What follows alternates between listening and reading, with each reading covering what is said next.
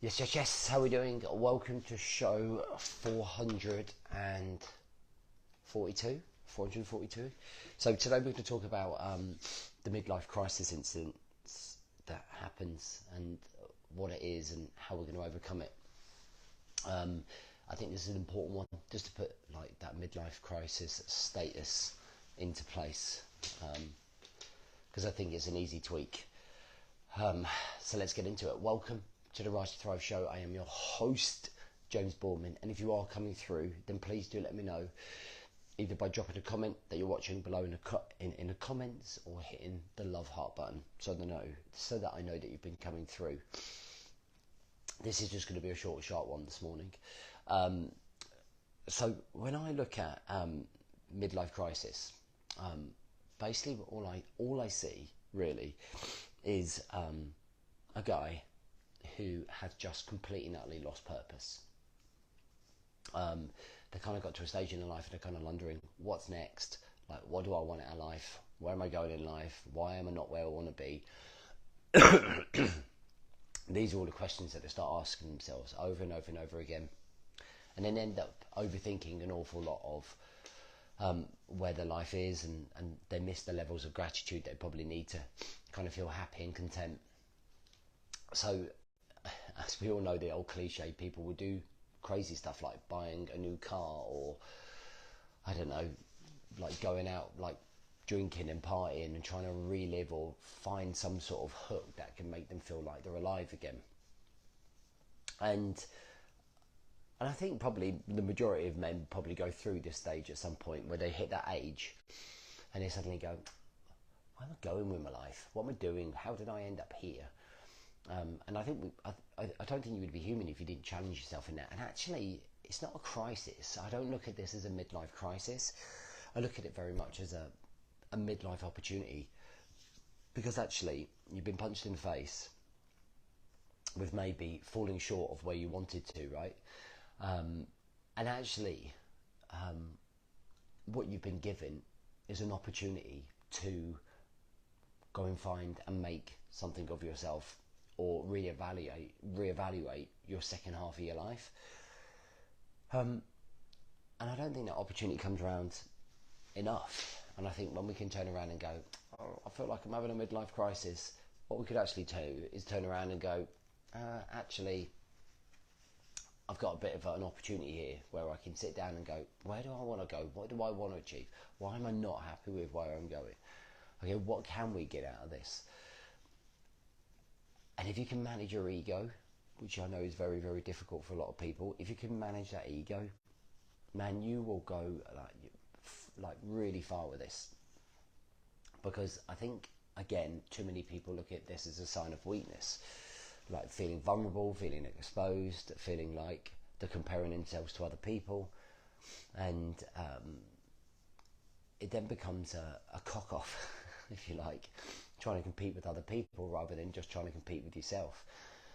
And I kind of understand that. Like I've always questioned myself and kind of like that midlife crisis, where we go and what we're trying to achieve. Like, God, I'm 45 and nearly 50. And I think the other thing is like not worrying about age.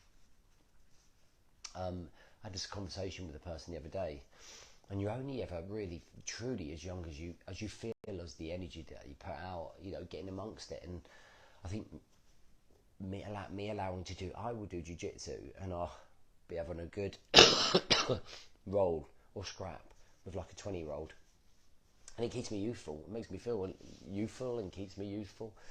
When I was in the military, I used to serve with lads who were 18. Do you know what I mean? So like being around those people as well make you feel younger when you're around your kids, like who are 18 and 16. They make me feel like younger as well.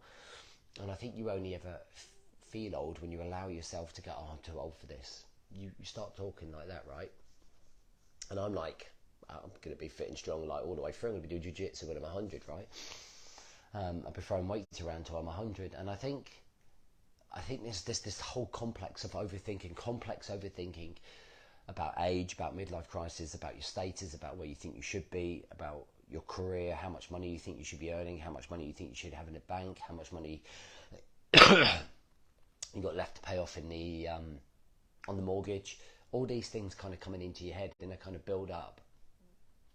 Are we ever truly happy with where we are as well, is the other question, really.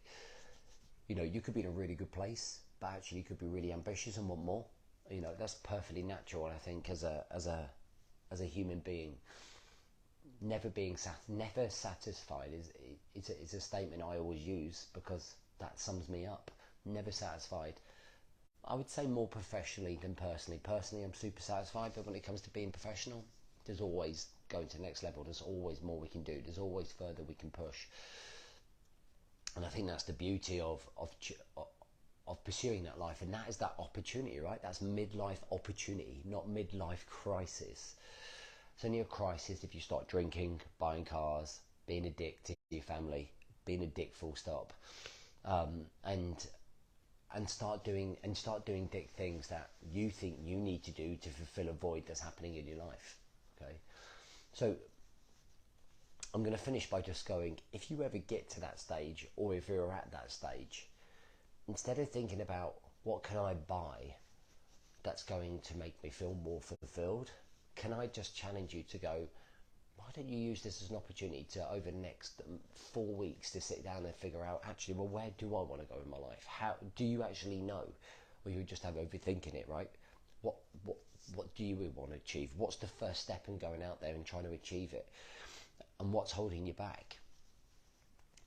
And I think if you did it properly and you were in the right structure with it and you went through the process, you could come out the other end pretty focused on where you're going to go, what you're going to achieve, and building a life. It's like, if you ever look at Lego, you get the instructions, right, which is the blueprint of how to build that Lego. And in theory, what you could do with the work that you do through your purposeful planning and understanding is almost create that blueprint to build that Lego being your life. So you can create that blueprint to build your life. And it's exactly the same, right? So brick by brick, we build up this structure, your life, to achieve the final outcome and go, man, now I feel accomplished, right? Now I feel like I'm in the place where I want to be. And I think that's all it is. You know, having spoken to a lot of people, a lot of guys, I get that we all go through that. But come on, it's an opportunity, right? It's not a crisis for you to fall into a self-pity and go out and spend all your money on a nice Audi or something like that. It's not going to fulfill you at all, is it? So also, good to see like ticket sales going through the roof as well for the seminar in November. Make sure you've checked your email if you're on the waiting list. If you're not on the waiting list, then you missed out on the cheaper price. But ticket sales will be available next week as well, but not at the early bird price. I will see you Friday. Friday's going to be our last show before 2 weeks. So I look forward to seeing you then. Have a great day. I'll catch up with you soon.